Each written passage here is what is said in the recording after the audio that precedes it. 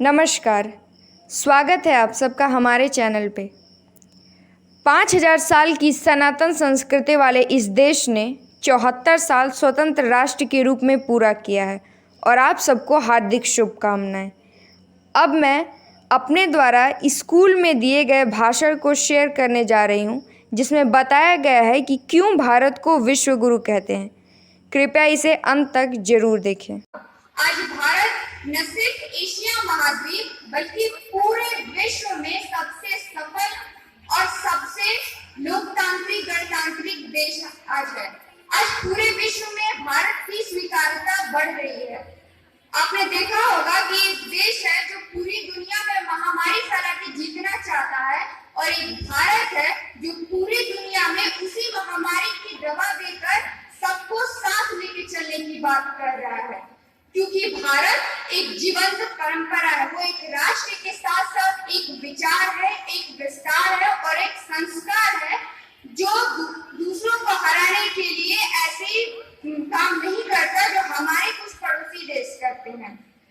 भारत जब पूरा विश्व शीत युद्ध के कारण दो गुटों में, अमेरिका और सोवियत संघ के गुटों में बटा था, तब हमने दुनिया को बताया वसुधैव कुटुंबकम, यानी पूरा विश्व एक परिवार के समान है।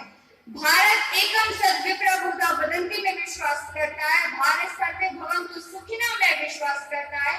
भारत नारी नारायणी में विश्वास करता है। और यही सारे मूल्य हमें अपने संविधान में भी देखने को मिलते हैं। आपने देखा होगा कोई भी राष्ट्र है, उसकी जो मजबूती है, वो कितना मजबूत एक राष्ट्र है, उसकी वो श्रेय जाता उस देश के लोगों पर, उस देश के लोगों की एकता पर। कहते हैं जो समाज, जो देश अपने वर्तमान की समीक्षा नहीं करता, इतिहास तो क्या भविष्य में उसे उचित स्थान देने से मना कर देता है। आज हमारे बीच राजनीतिक वैचारिक मतभेद हो सकते हैं और होने भी चाहिए, क्योंकि एक सफल लोकतंत्र के लिए सबसे जरूरी चीज यही होता है। लेकिन जब भी बात देश की आए, देश के जवानों की आए, हमें इन मतभेदों को पीछे छोड़ना होगा। जब मैंने कहा कि 72 साल की पूरी गणतांत्रिक राज्य के रूप में हमारी एक जो यात्रा रही है, तो हमने कुछ खोया भी है। आपने देखा वो पतंजलि जो ऋषि थे, उन्होंने महाभाष्य में योग के बारे में हजारों वर्ष पहले लिख दिया था। लेकिन हमारे यहाँ वो प्रचलन में कब आया, जब हमने देखा कि अन्य देश के लोग उसे कर रहे हैं। तो कहीं न कहीं ये मेधावी और औपनिवेशिक शिक्षा और व्यवस्था का असर आज भी हमारे ऊपर है कि हमारे आचार विचार दूसरों से प्रभावित होते हैं। पर ऐसा भी नहीं है कि हम सिर्फ दूसरों से प्रभावित होते हैं। अपने सांस्कृतिक राष्ट्रवाद के दम पर हमने दुनिया के ऊपर अपना प्रभाव भी छोड़ा है।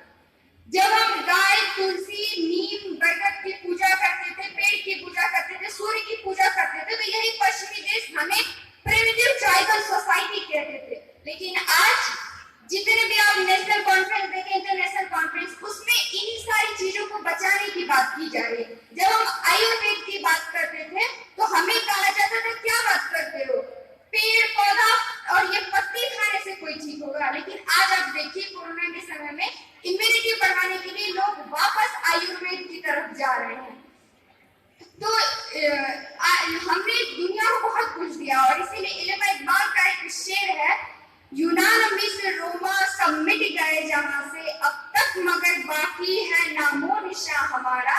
कुछ बात है कि हस्ती मिटती नहीं हमारी, सदियों आया दुश्मन दौरे जमा हमारा। एक राष्ट्र के निर्माण में, आप सब युवा मेरे सामने बैठे हैं, एक राष्ट्र के निर्माण में सबसे बड़ी जिम्मेदारी युवाओं की होती है। तो मैं आपसे कहना चाहूंगी, आप उन जिम्मेदारी के लिए तैयार रहें। देश एक सतत विकास की प्रक्रिया में है, वो विकास तेजी से कर रहा है और अगली जिम्मेदारी आपके ऊपर है। तो वो लाइन थी कि कुछ बात है कि हस्ती मिटती नहीं हमारी, तो वो हस्ती नहीं मिटती, क्योंकि उस हस्ती को बचाने के लिए राजा दाहिर, महाराणा प्रताप, छत्रपति शिवाजी महाराज और विवेकानंद जैसे हजारों लाखों लोग आजीवन लगे रहे। वो हस्ती नहीं मिटी, क्योंकि जो भी इस देश को तोड़ने की कोशिश करते थे या जो भी देश इस देश को तोड़ने की कोशिश करते हैं, उनके लिए मातृभूमि का टुकड़ा और हमारे लिए हमारी आस्था। राष्ट्रवाद के प्रबल प्रवर्तक अटल बिहारी वाजपेयी जी ने कहा था कि भारत कोई भूमि का टुकड़ा नहीं है, भारत कोई भूमि का टुकड़ा नहीं है, एक जीता जागता राष्ट्र पुरुष है। ये वंदन की भूमि है, अभिनंदन की भूमि है, ये अर्पण की भूमि है, ये तर्पण की भूमि है। इसकी नदी नदी हमारे लिए गंगा है, इसका कंकड़ कंकड़ हमारे लिए शंकर है। हम जिएंगे तो इस भारत के लिए, मरेंगे तो इस भारत के लिए, और मरने के बाद भी गंगा में बहती हुई अस्थियों को कोई कान लगा के सुनेगा, उसमें से एक ही आवाज निकलेगी, भारत माता की जय, भारत माता की जय। और मैं अपना अंत उन्हीं के शब्दों द्वारा करूंगी। उन्होंने कहा था सरकारें आएंगी जाएंगी, बनेंगी बिगड़ेंगी, देश रहना चाहिए। पर मैं कहना चाहूंगी, लोग आएंगे जाएंगे, वैश्विक समीकरण बदलेंगे बनेंगे, लेकिन देश रहना चाहिए, देश का लोकतंत्र रहना चाहिए, देश का संविधान रहना चाहिए। इसी के साथ बहुत बहुत धन्यवाद आप सबका।